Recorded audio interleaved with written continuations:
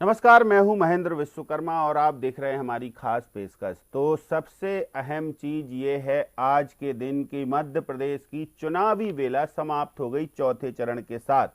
देश में चौथे चरण का मतदान हुआ, लेकिन मध्य प्रदेश में ये चौथा चरण अंतिम चरण रहा, क्योंकि यहां 8 सीटों पर मतदान हुआ। तो चौथे चरण के मतदान के साथ अब सभी 29 उम्मीदवारों का जो भाग्य है वो ईवीएम में बंद हो गया। अब सिर्फ 4 जून का इंतजार है और कयास लगाए जाएंगे वोटर कितने कहां पर वोट डालने पहुंचे इस बात को लेकर। तो चौथे चरण का अपडेट से शुरू करते हैं। हम चारों चरण की चर्चा करेंगे, लेकिन पहले चौथे चरण का आपको अपडेट देते हैं कि 72% करीब मतदान हुआ है चौथे चरण में, और इस चौथे चरण में 72% मतदान से उत्साहित जो निर्वाचन आयोग और चुनाव आयोग है कि कम से कम जो पहले दूसरे चरण में कम मतदान हुआ था उससे तो कहीं बेहतर है। तो बात चौथे चरण की देखिए, हम आपको बता रहे हैं 72% करीब मतदान हुआ है चौथे चरण में, और खंडवा, धार, मंदसौर सभी में 70 से 74% तक मतदान हुआ। 8 सीटों पर मतदान होना था। ये शाम 6 बजे तक के नतीजे या परिणाम आपको बता रहे हैं। तो सबसे अहम चीज है कि अभी इनमें थोड़ा सा अपडेट हो सकता है, क्योंकि जो मतदाता पोलिंग बूथ के अंदर रह जाते हैं उनको वोट डालने का अधिकार मिल जाता है, और वो अपडेट धीरे धीरे आएगा। दूसरे चरण का देखिए 58.59%, यानी कि 58.59% मतदान हुआ था दूसरे चरण में। ये आपके सामने पूरी सूची है जो जिन 6 सीटों पर चुनाव हुआ था। तीसरे चरण में देखिए 66% मतदान हुआ था। तो बैतूल, भिंड, भोपाल, गुना, ग्वालियर, और सबसे अहम चीज है कि और 3 सीटें ऐसी थीं जिन पर मतदान हुआ था। देखिए मुरैना, राजगढ़, विदिशा और सागर, ये 66% मतदान तीसरे चरण में। तो चौथे चरण में देवास में 74, उज्जैन में 72, खरगोन में 74 और रतलाम में 72, इंदौर में 60% से ज्यादा मतदान हुआ है। तो चौथे चरण की बता रहे हैं हम आपको सीटें, शाम 6 बजे तक के आंकड़े। खंडवा में 70, धार में 71 और मंदसौर में 74.50, यानी 74.5% मतदान हुआ है।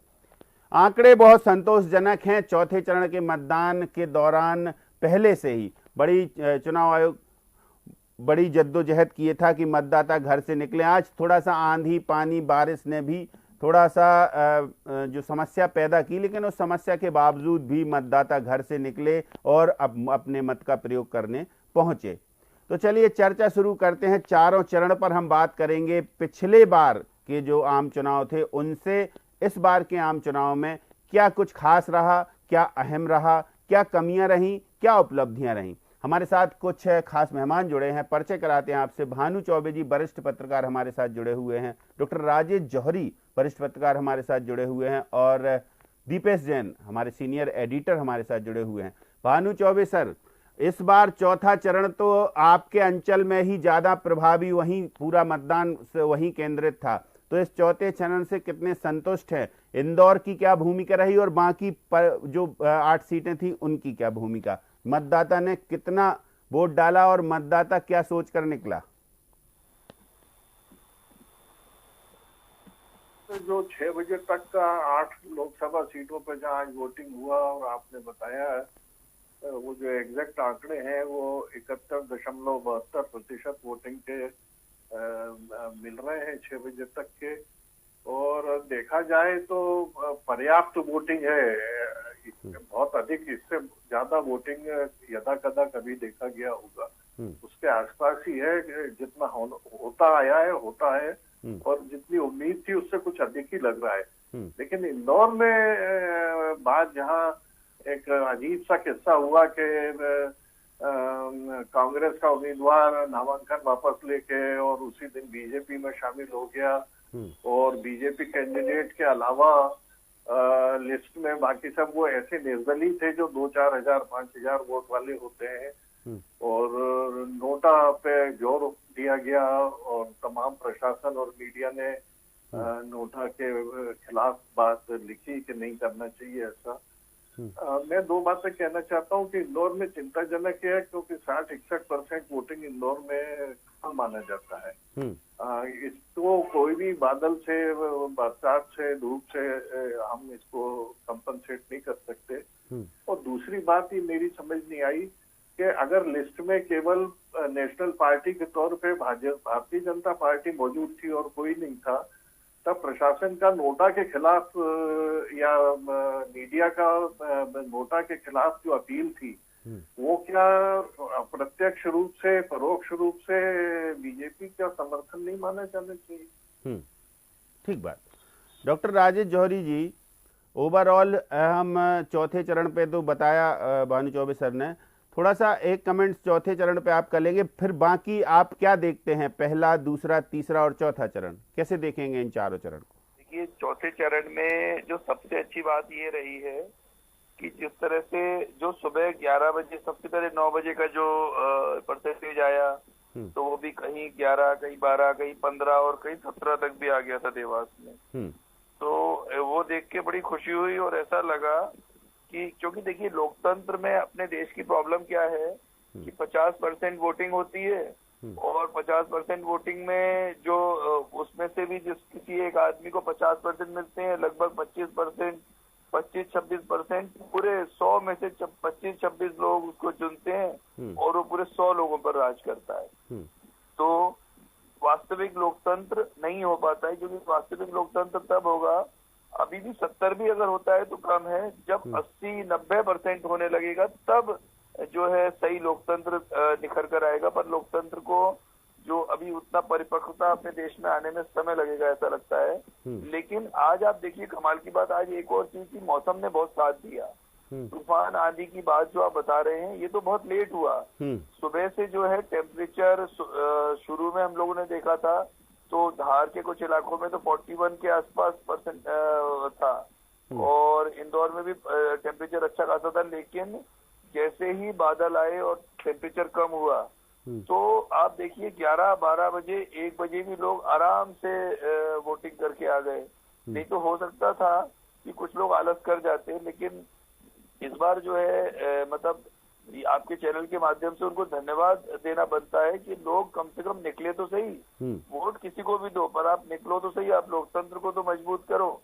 ये तो एक बात हो गई। अब दूसरी बात हो गई कि जो 60% जो इंदौर में हुआ है, तो जो ये अपना कांग्रेस प्रत्याशी मैदान छोड़ के भाग गए, और ऐसा एक जगह और हुआ है पूरे देश में, एक जगह और कहीं पे गुजरात में हुआ है, सूरत में हुआ है, सूरत में हुआ है। तो अब और फिर उड़ीसा में भी जो कांग्रेस की प्रत्याशी थी उन्होंने टिकट वापस कर दिया कि नहीं लड़ना है। तो वहां पर देखिए आप समस्या समझिए कि अक्षय कांति बम ने किस कारण से छोड़ा मैदान, वो तो वो जाने, उसका जवाब तो वो ज्यादा अच्छे से दे पाएंगे। लेकिन उसके बाद कांग्रेस को चाहिए था कि जितने भी लोग थे, जनता कांग्रेस और 5-6 लोग और थे, किसी भी निर्दलीय को चुन लेते। निर्दलीय देखिए सारे भाजपा की मानसिकता के लोग नहीं थे उसमें, जितने भी निर्दलीय थे उसमें से किसी एक आध को चुन लेते और एक आध को चुन के उससे बात करते, उसको पार्टी ज्वाइन करा लेते। बहुत कुछ कांग्रेस अपने देश की बहुत बड़ी पार्टी, सबसे बड़ी पार्टी है, तो वो चाहते तो ये कर सकते थे। अगर ऐसा कर लेते तो नोटा की नौबत नहीं आती। और वो जो आदमी था, वो जो निर्दलीय था, जो आपको लग रहा है कि या तो कम्युनिस्ट विचारधारा का है या फिर जनता दल, समाजवादी पार्टी, इस तरह की किसी विचारधारा का है, तो भी वो कांग्रेस से मेल खा जाता और उसमें ज्यादा अच्छा लगता। अब तीसरा पॉइंट ये, जो 60% मतदान हुआ है, इसमें आपको बताएं, जब सब नोटा के लिए खूब अपील हुई, लेकिन कई लोगों ने, मतलब मेजोरिटी जो कांग्रेस के वोटर्स थे, उन्होंने कहा नोटा के लिए क्या निकलना घर से बाहर, तो वो बाहर नहीं निकले। लेकिन भाजपा के जो लोग थे उसमें उन्होंने तो जमकर वोट दिया, और जो कांग्रेस समर्थित लोग थे उन्होंने काफी कम संख्या में वोट दिया। इस कारण से ये आंकड़ा, नहीं तो ये इंदौर का आंकड़ा, अगर ये नोटा नहीं होता, कांग्रेस बीजेपी दोनों होते, तो इस बार की जो उम्मीद दिख रही थी कि 80 के आसपास जाता। तो ये तो हो गया अपने चौथे चरण की बात। अब आप देखिए कि प्रधानमंत्री ने, स्वीप कैंपेन ने और हर मंत्री ने, हर नेता ने पूरी कोशिश की कि इलेक्शन में लोग निकले घर से और वोट डालें। और लेकिन अपने देश की समस्या क्या है, जब तक वोटिंग को अनिवार्य नहीं कर दिया जाए, जब तक ऐसा ना किया जाए कि अगर आपने वोट नहीं डाला है तो आपके खिलाफ कानूनी कार्रवाई होगी या फिर चालान होगा या फिर कोई फाइन होगा, तब तक ये, क्योंकि वोटिंग, देखिए वोटिंग सिर्फ राइट नहीं है, कर्तव्य भी है आपका इस लोकतंत्र के प्रति। तो एक तो देखिए आप कैसे पहले चरण में कम, फिर उससे ज्यादा, फिर उससे ज्यादा, मतलब आपको बताएं अभी चौथे चरण के लिए जो अपने पास अंदर की रिपोर्ट है कि आरएसएस के लोगों ने मतलब गली गली, मोहल्ले मोहल्ले, बिल्कुल एक एक घर में दस्तक दी, और इसलिए कि उनको लगा कि जो नहीं आ रहे हैं ये बीजेपी के वोटर नहीं आ रहे हैं। अब असलियत क्या थी ये तो किसी को नहीं मालूम, पर कहीं बीजेपी को ये खतरा लग गया कि जो वोटर नहीं निकल रहे हैं घर से वो उनके वोटर नहीं निकल रहे हैं। कारण उसका फोटो जो आपने देखा होगा, बहुत बड़ी बड़ी लाइनें, अलग अलग तरह के लिबासों में जो लाइनें थी, उससे जो अंदाजा लगा लोगों ने, वो उससे उनको लगा कि उनके वोटर नहीं है। तो इस कारण से जो आरएसएस ने अपना लोक जागरण अभियान चलाया और लोक जागरण बैठकें करी, और उस कारण से ऐसा लग रहा है कि चौथे चरण में स्थितियां सुधरी हैं। ठीक बात। अच्छा, भानु चौबे जी आपके पास लौटते हैं। डॉक्टर राज जौहरी जी आप भी बने रहिए। दीपेश जी, क्या लगता है कि इन 4 चरण का तुलनात्मक अध्ययन करें तो थोड़ा अब राहत भरी सांस ले रहा होगा चुनाव आयोग? बिल्कुल, देखिए जाहिर सी बात है कि पिछली बार भी यानी 2019 में भी लगभग इतनी वोटिंग हुई थी, या यूँ कहें कि 1-2% ज़्यादा ही वोटिंग थी इन तमाम सीटों पर। जैसे कि देवास में आप देखिए 80% वोटिंग हुई थी, और अभी फाइनल आंकड़े नहीं हैं, लेकिन हाँ 75 के करीब देवास में वोटिंग हो चुकी है। तो 2019 के हिसाब से हम देखें तो उतनी वोटिंग हुई। इंदौर को अगर छोड़े, इंदौर में 70% वोटिंग पिछली बार हुई थी, और आप समझिए कि 70% वोटिंग में करीब 16 लाख वोट पड़े थे महन जी, जिनमें से करीब 10.5 लाख वोट शंकर लालवानी को मिले थे, 5 लाख से कुछ ज़्यादा वोट पंकज संघवी को मिले थे, और 5,47,000 वोटों से शंकर लालवानी जीते थे। कुल वोटों का उनको 65% मिला था। जिन्हें आप समझिए कि 70% वोटिंग में 5.5 लाख वोटों से जीती थी भाजपा, और 10 लाख वोट मिले थे शंकर लालवानी को। 60% वोटिंग में अगर हम इस बार देखें तो अगर भाजपा के पूरे वोट पड़े तो 10 लाख वोट तो शंकर लालवानी को मिल ही गए हैं, और उसके हिसाब से अगर हम देखें तो कांग्रेस जब नहीं थी तो 3 लाख वोट हो सकता है। क्या ये कांग्रेस के वोट कम हुए कि कांग्रेस का प्रत्याशी नहीं, तो क्या वो वोटर घर से नहीं निकले? क्योंकि नोटा को वोट डालने के लिए किसी ने इतनी मेहनत की होगी नहीं होगी, ये बात समझ में नहीं आती। बिल्कुल ठीक कहा राजेश जी ने कि जैसे खजुराहो में कांग्रेस ने और सपा ने मिलकर के एक प्रत्याशी को चुन ही लिया कि भाई ठीक है आप ही को हम समर्थन देते हैं, लेकिन अब हो सकता है इसको लेकर ही आपत्ति आई हो, या कांग्रेस को लगा कि ये गलत कदम है, हम किसी को भी समर्थन दे, तो हो सकता है उसने इंदौर में ये कदम ना उठाया हो, आलाकमान तक बात पहुंची, हो सकता है आलाकमान के निर्देशों कि आप ना करें ऐसा। और नोटा को लेकर उन्होंने जो मिशन चलाया, अब नोटा को कितने वोट मिलते हैं बड़ा देखना दिलचस्प होगा। अगर हम 2019 की बात करें तो आप देखिए कि यहाँ पर जो है बहुत सारे प्रत्याशी थे, उसके बावजूद 5,20,000 वोट पंकज संघवी को मिले थे। लेकिन अब नोटा की किस्मत खुलती है, नोटा को कितने क्या 1 लाख से ज़्यादा वोट मिलते तो ये बड़ा दिलचस्प होगा। लेकिन हाँ, अगर हम ओवरऑल पूरे चरणों की बात करें तो दूसरे चरण में सबसे कम वोटिंग हुई थी। पहले चरण में भी 60 के ऊपर वोटिंग चली गई थी, लेकिन 2019 के मुकाबले यहाँ भी बहुत कम वोटिंग हुई थी, क्योंकि आदिवासी बेल्ट की सीटें थी। आप देखिए छिंदवाड़ा हो या मंडला हो या शहडोल हो, यहाँ पर अच्छी खासी वोटिंग होती आई। लेकिन 19 के मुकाबले देखिए चारों ही चरणों में वोटिंग कम रही है। अब इसका विश्लेषण तब होगा महन जी जब नतीजे आएंगे कि क्या भाजपा प्रत्याशियों की जो लीड थी पिछली बार 2 लाख, 2.5 लाख, 3 लाख, क्या वो कम हुई है, या फिर कांग्रेस ने कुछ एक सीटों पर रिकवर किया है और वो मुकाबले में नज़र आती है क्या, ये भी देखना दिलचस्प होगा। और ये ज़रूर है कि इस बार इतना ज़रूर तय है कि जीत का रिकॉर्ड कम से कम मध्य प्रदेश की किसी सीट से बन सकता है, क्योंकि खजुराहो में भी कोई प्रत्याशी नहीं था दमदार। विदिशा में शिवराज सिंह चौहान थे और उनके मुकाबले कमज़ोर प्रत्याशी थे। दिलचस्प मुकाबला गुना में देखने को मिला, सिंधिया वहाँ पर मैदान में थे, उन्होंने भी वोटिंग अच्छी करवाई, गुना में अच्छी वोटिंग हुई है तीसरे चरण में, तो क्या वो रिकॉर्ड बनाएंगे। राजगढ़ में सबसे दिलचस्प मुकाबला रहा है दिग्विजय सिंह बनाम रोडमल नागर का, तो वहाँ से क्या कोई अप्रत्याशित नतीजा देखने को मिलेगा। छिंदवाड़ा सबसे जो मुख्य नज़र है वो छिंदवाड़ा पर ही रहेगी कि क्या कमलनाथ अपना गढ़ बचाने में कामयाब रहे, क्या इतना सब तामझाम लगाने के बावजूद छिंदवाड़ा जीतने का भाजपा का सपना अधूरा रह जाता है? तो बहुत सारे सवाल अपने पीछे ये 4 चरण छोड़ करके गए हैं। अब कयास लगाने की बारी है और जनता सिर्फ अब यही कयास लगाएगी, चौक चौराहों पर, दुकानों पर, घरों में, जहां 4 लोग मिलेंगे वहां यही पंचायत होगी कि 4 चरण में कौन किस पर भारी पड़ा, कहां मुकाबला कांटे का। भानु चौबे जी, पिछले 3 चरणों की बात करें तो लगभग पिछले 2019 के चुनाव से कहीं ना कहीं हर सीट पर माइनस जो है 5% से लेके 7% और 10% तक कम रहा मतदान। तो ऐसे में अभी भी लगभग बराबर है। पिछली बार 75% चौथे चरण में हुआ था ओवरऑल, तो इस बार अभी 72 पर आंकड़ा है। तो हो सकता है कि अभी ये बढ़ जाए, लेकिन फिर भी हम ये कह सकते हैं कि अब ये चारों चरण का जो मूल्यांकन होगा वो स्टेप बाय स्टेप होगा कि ओवरऑल संतुष्ट हैं सभी लोग कि चलिए इस लोकतंत्र के महापर्व में मध्य प्रदेश की आहुति पूरी हुई और ईवीएम में नतीजे बंद हैं, 4 जून को परिणाम आएंगे। लेकिन अब इस पर भी चिंतन मंथन करेगा चुनाव आयोग के पहले चरण में क्यों कम हुई, दूसरे में क्यों कम हुई, आगे भविष्य में ऐसा ना हो इसके लिए क्या प्रयास करने चाहिए, राजनीतिक दल कुछ करेंगे तो, और बाकी के कयास क्या लगाए जाएंगे। अब इतने दिनों, अभी काफी लंबा इंतजार है 4 जून का।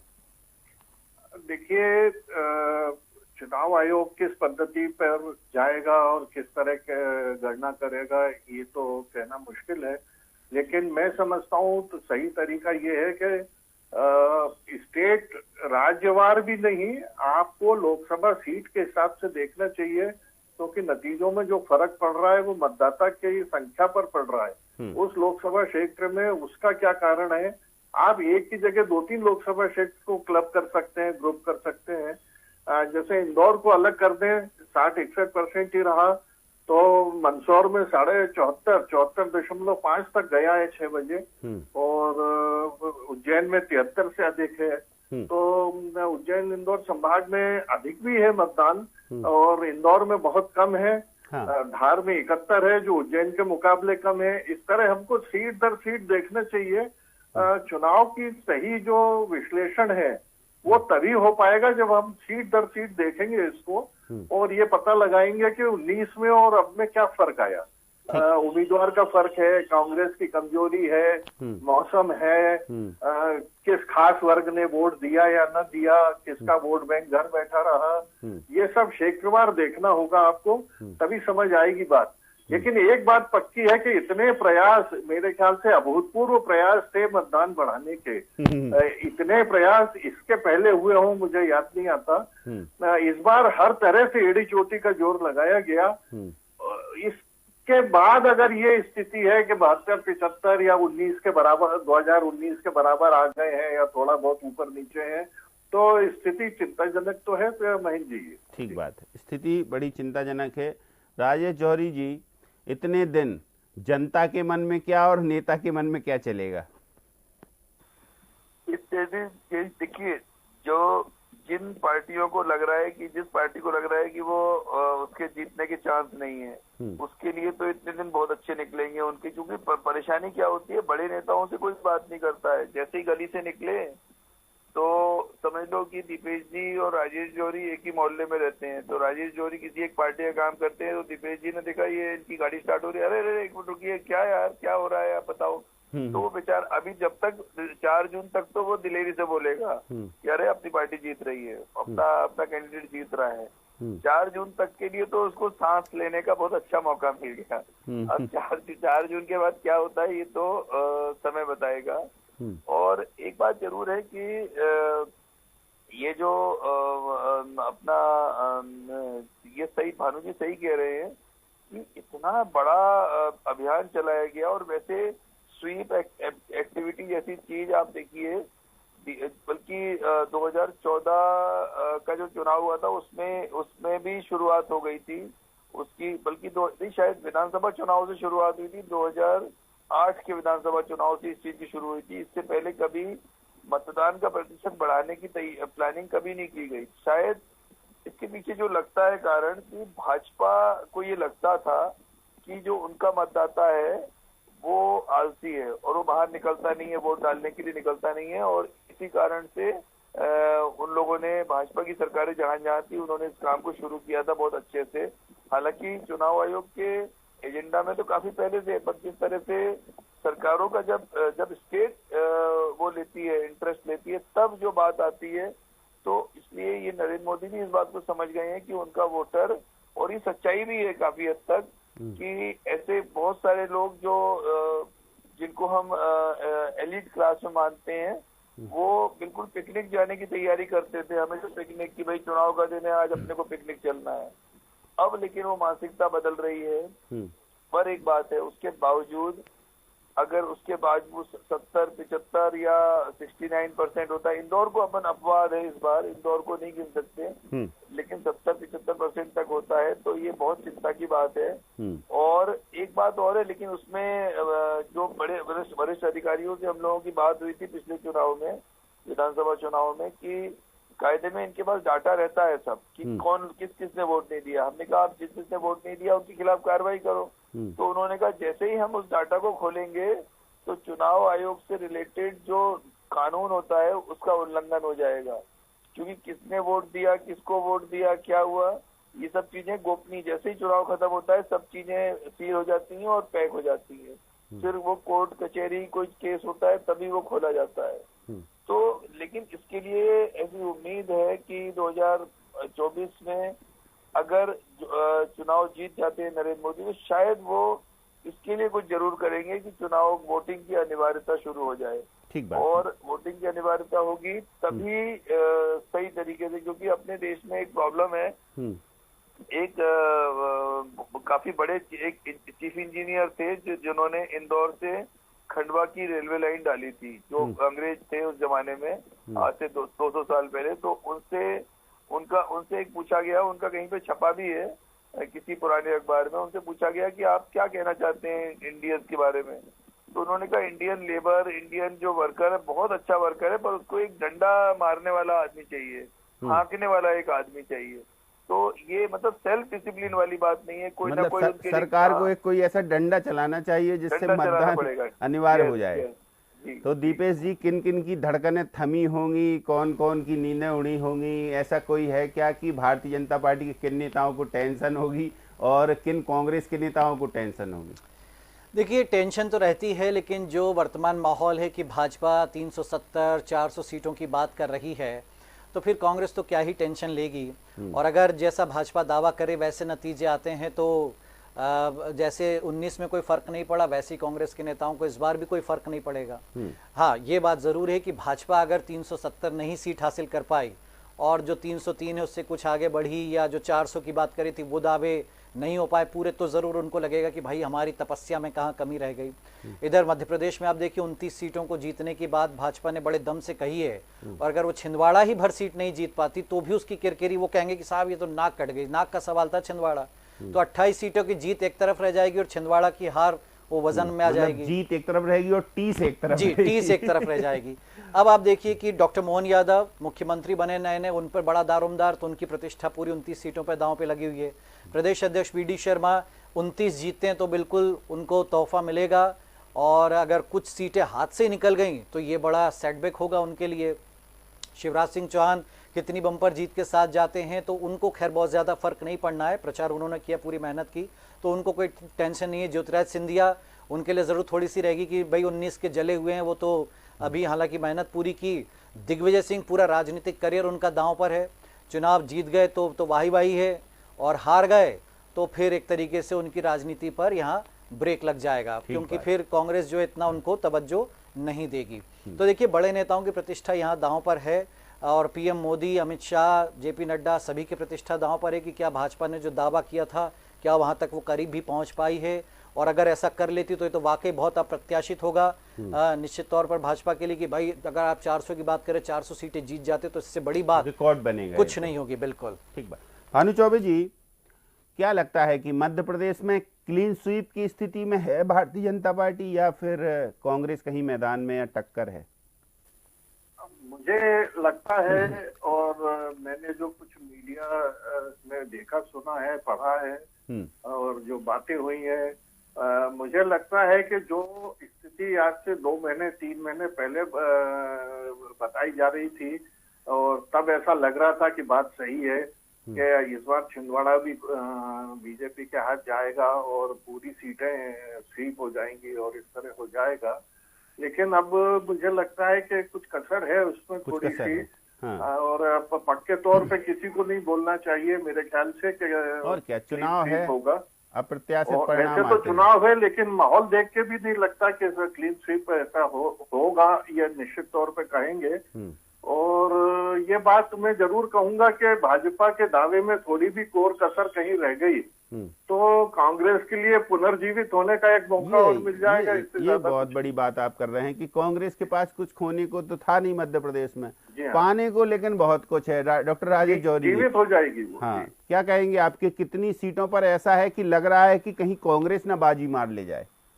देखिए, मंडला और ये जो अलीराजपुर है, सॉरी रतलाम सीट है, इन दोनों का तो लग रहा है, मतलब इन दोनों पे बहुत कांटे की टक्कर है।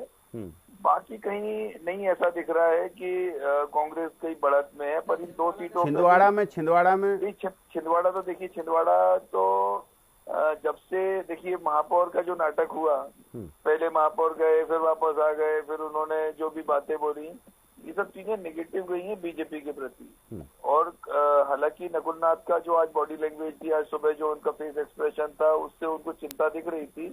पहली बार नकुलनाथ के चेहरे पर चिंता दिखी है अपने इतने, उनका जो भी राजनीतिक कैरियर छोटा सा है, पर उसमें पहली बार उनको जिस मुद्रा में आज देखा गया, तो देखिए मुद्रा का सीधा सीधा हमारे विचार जो चल रहे हैं, जिन परिस्थितियों से हम निकल रहे हैं, उसका फेस की जो मुद्रा होती है उस पर सीधा असर पड़ता है। ठीक बात। तो उससे लग रहा था, लेकिन छिंदवाड़ा फिर भी ऐसा लग रहा है कि भले ही 10-20 हजार से जीते, लेकिन नकुलनाथ जीत जाएंगे। एक बात ये है। तो मतलब ये तो बहुत बड़ी बात है। हाँ, छिंदवाड़ा की बात तो नहीं है, लेकिन इन दोनों सीटों का जो खतरा है ना, अगर ये दोनों सीटें चली गई तो भाजपा के लिए काफी चिंता की बात हो जाएगी कि ये दो सीटें कैसे निकल गई। और इसमें एक बात बस ये है कि जो रतलाम ग्रामीण और रतलाम का जो शहर है वो जो दो सीटें हैं विधानसभा की, वो कहीं ना कहीं भाजपा को फायदा कर सकती है, क्योंकि बहुत हाई परसेंटेज गया है उसमें भी, और 80 के आसपास टच हुआ है, पर सैलाना भी बहुत हाई गया है। सैलाना हाई जाना मतलब वही वाली बात जो भारतीय आदिवासी पार्टी बीएपी के जो कैंडिडेट जीते हैं वहां से, हो सकता है कि वो भी आदिवासी बहुल सीट है, और वहां पर हाई जाना भाजपा के लिए चिंता की बात है। अच्छा, क्योंकि जो बीएपी है, जो भी सब कांतिलाल भूरिया को, हालांकि बीएपी का कैंडिडेट खुद का खड़ा है, पर ऐसा लगता नहीं है कि वो ऐसी गलती करेंगे कि कांतिलाल भूरिया के वोट काट दें। ठीक बात। क्योंकि अल्टीमेटली तो सबको ये लग रहा है कैसे भी करके भाजपा को तो निपटाओ, बाकी अपन अपनी लड़ाई तो मतलब सबको लग रहा है कि भाजपा को निपटाओ, और भाजपा को लग रहा है कि 400 लाओ।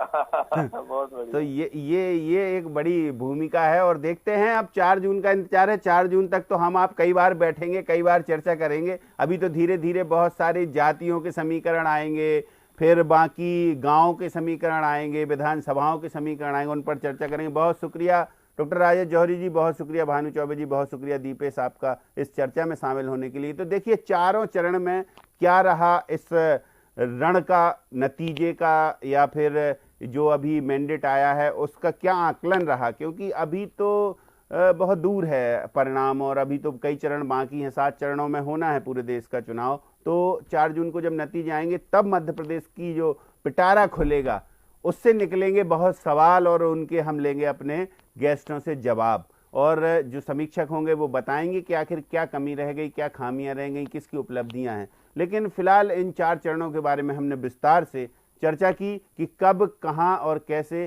कितना मतदान हुआ और क्यों हुआ, क्या परिणाम रहे, और आगे चुनाव आयोग क्या संज्ञान लेगा, राजनीतिक दलों की चिंता कहां है, कहां मतदान कम हुआ है। तो ये सब चर्चा हमने की। तो इस खास पेशकश में इतना ही। मुझे दीजिए इजाजत। नमस्कार।